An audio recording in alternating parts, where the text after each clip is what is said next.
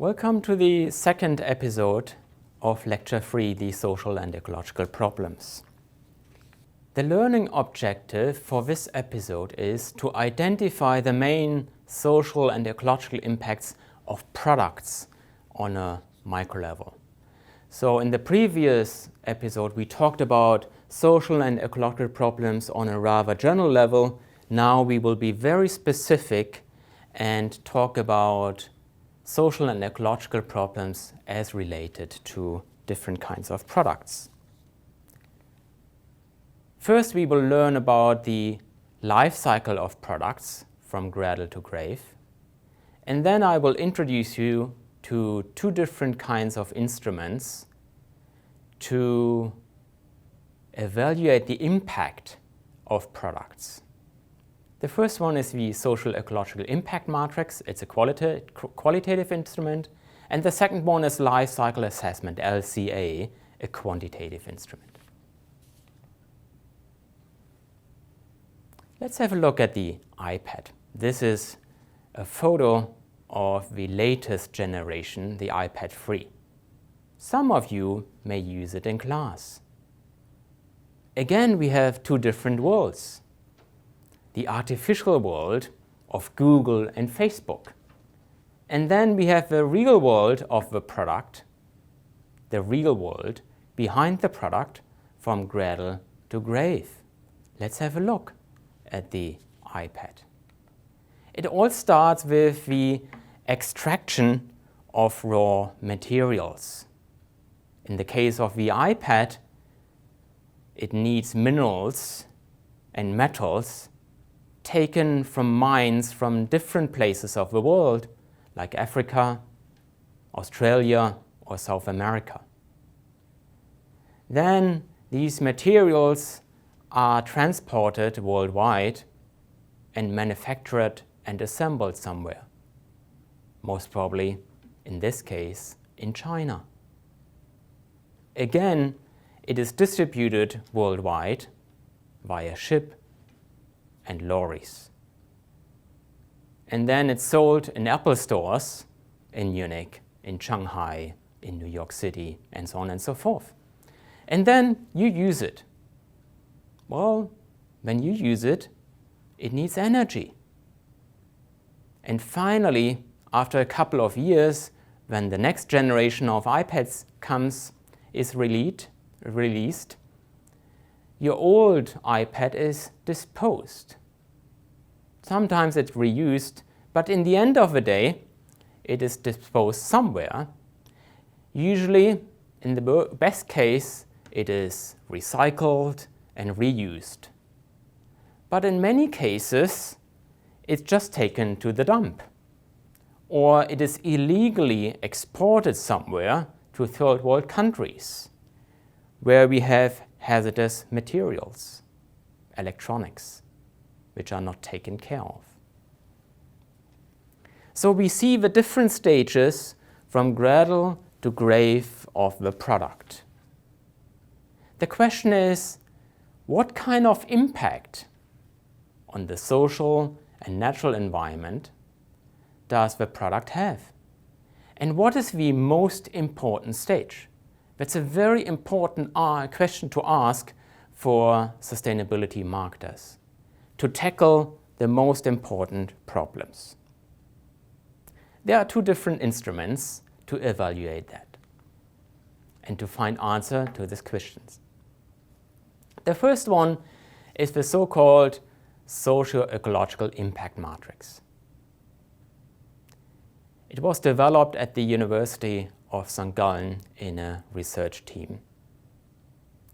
Here you see the Social Ecological Impact Matrix for automobiles with internal combustion engines, so-called ICEs. On the horizontal dimension, you see the different stages of the life cycle in a very idealized manner. First, the extraction of raw materials, the material manufacturing, the automobile manufacturing itself, the automobile use and maintenance, and finally the disposal of the automobile. On the vertical dimension, you see the different impact dimensions, including resource use, energy consumption, air emissions, noise, water emissions and water use, waste, land use, and health accidents.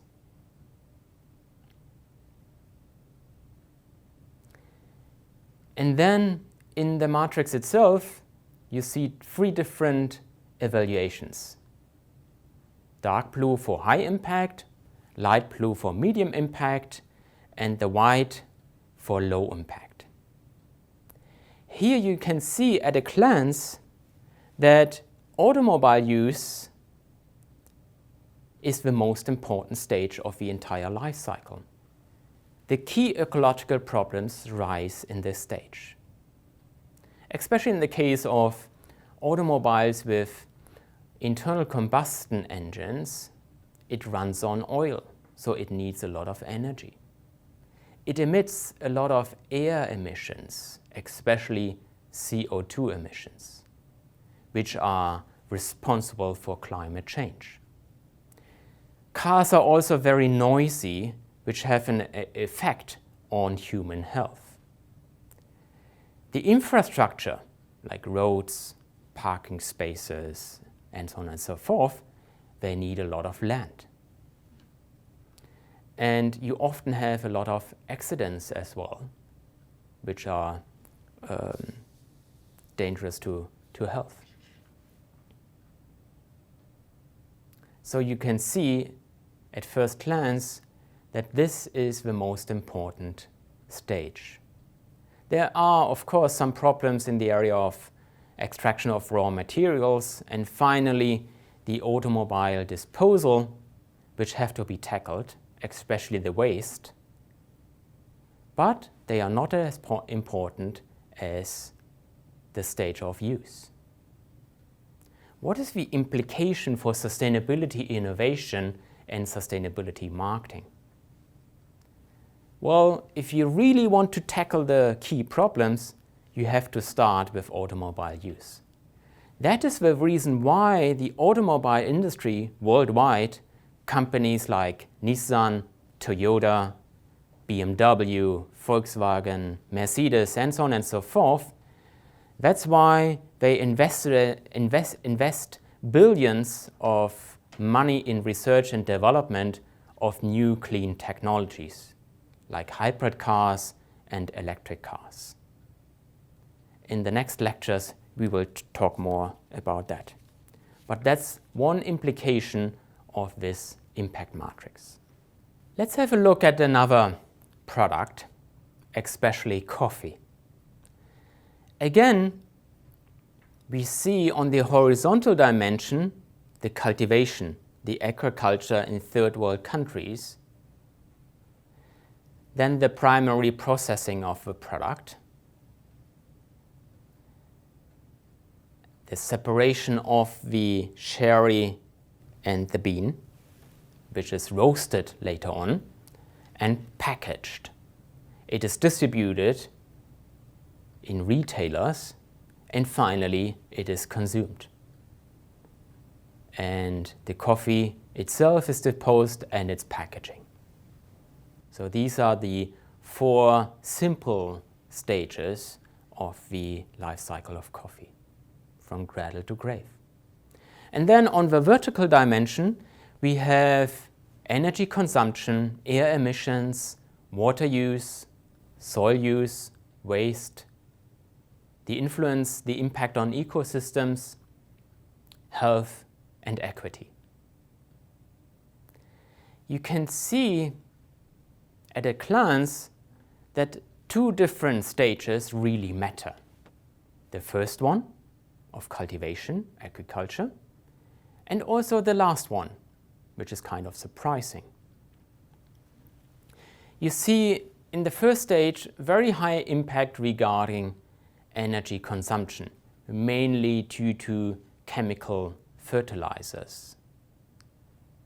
Also, the soil, the fertile land is influenced, and ecosystems. Often Coffee is grown in monocultures. Take, for example, roasted coffee, Robusta coffee in countries like Brazil. There you have huge plantations with monocultures. So diverse ecosystems are substituted for monocultures of coffee plantations, which are very vulnerable, which need a lot of chemical fertilizers and pesticides to make the coffee grow. Then we have problems of health and equity. Health problems are mainly due to the use of chemical pesticides, which influences the health of the workers in the plantations. And equity regards the low wages in these countries and the plantations. So you can see you have a lot of social issues and ecological issues on the first stage of the product life cycle. And then we have a number of key issues in the last stage as well. Well, first of all, we have the energy and the water consumption, but also air emissions. That is mainly due to the preparation of coffee. Just think about a country like Germany, with 8 million people. In the morning, many of the households and coffees prepare coffee. Millions of them. Just imagine the energy and water you need for that.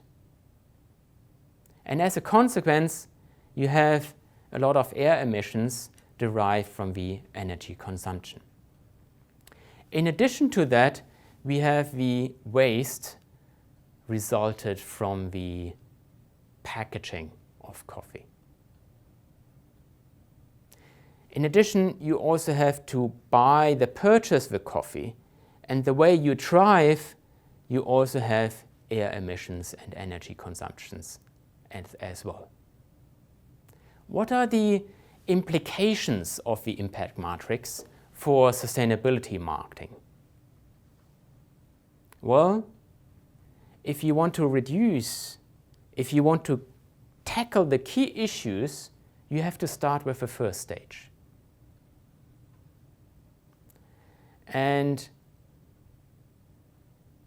sustainable products like organic coffee or fair trade coffee with higher wages for the workers help to reduce these problems and these impacts. These are just some implications, as we will see later on. Let's have a look at the second instruments. Life cycle assessment, LCA. It's a quantitative instrument to evaluate the impact of products from cradle to grave. It has 4 steps altogether. First, the goal and scope, the definition of the LCA. In the beginning, you have to formulate your goal and the scope. The scope means which stages of the product life cycle do you consider in the LCA? Will you consider and will you conduct a full LCA from cradle to grave of a product? Or will you only have a partial LCA, let's say from cradle to gate of a product, which means in this case of coffee, for example, from the cultivation, agriculture, transportation to the roasting process in Bremen, for example. The second step of the LCA would be the inventory analysis. Here you analyze the inputs and the outputs on each stage. So, for example, the energy inputs, the resource inputs, and the outputs in forms of air emissions or water emissions. And finally, the assessment of the impact on different dimensions of the natural environment and the interpretation. What kind of implications does it have for sustainability management and marketing. Let's have a look at an LCA for coffee conducted by the Fraunhofer Institute in 1998. Here you see the different impact dimensions, including energy consumption, mineral resources, water, waste, eutrophication, acidification, and global warming, climate change. And then on the right-hand side, or is this left-hand side? On the left-hand side, you see the different stages of a product life cycle. The cultivation, transportation, the roasting and packaging, distribution, consumption, disposal, and the residuals. So this is the entire life cycle of coffee from cradle to grave of the product. It's a full LCA conducted by the Fraunhofer Institute. If you have a look at the different impact dimensions, you will see that cultivation, the agriculture really matters, especially in the case of energy consumption due to chemical fertilizers and pesticides, the mineral resources, also the water use to water the plantations, and also to separate the sherry from the bean.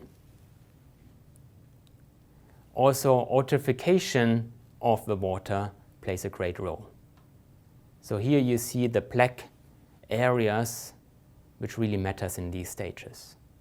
And then, similar to the impact matrix before, you see the final stage really matters, especially when it comes to the waste, the disposal of the packaging and the coffee itself.